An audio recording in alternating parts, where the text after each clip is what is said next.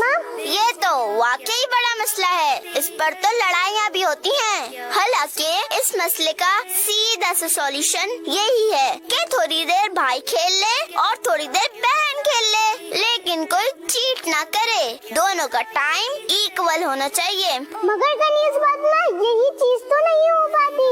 हर कोई चाहता है कि वही खेले। ये तो बहुत बुरी बात है कि बस मैं ही खेलूं, दूसरा न खेले। ये तो खुदगर्जी कहलाती है, जिसे हम सेल्फिशनेस भी कहते हैं। ऐसे बच्चों को सोचना चाहिए कि जिस तरह मेरा दिल चाहता है खेलने को, तो ऐसे ही दूसरे का भी दिल चाहता है। अब अगर मुझसे कोई खिलौना ले ले तो मुझे कैसा लगेगा? ऐसे दूसरे को भी अच्छा फील नहीं होगा। तो गनीज फातिमा, सारी बात फीलिंग्स की हुई, यानी हमें एक दूसरे की फीलिंग्स का ख्याल रखना चाहिए। एग्जैक्टली, यही चीज तो हमें एक अच्छा इंसान बनाती है। हमें किसी को भी हर्ट नहीं करना चाहिए, और इंसान तो इंसान, हमें जानवरों का भी ख्याल रखना चाहिए।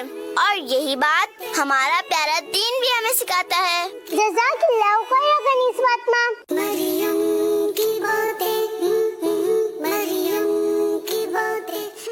वाह जी, सुभान अल्लाह, क्या प्यार।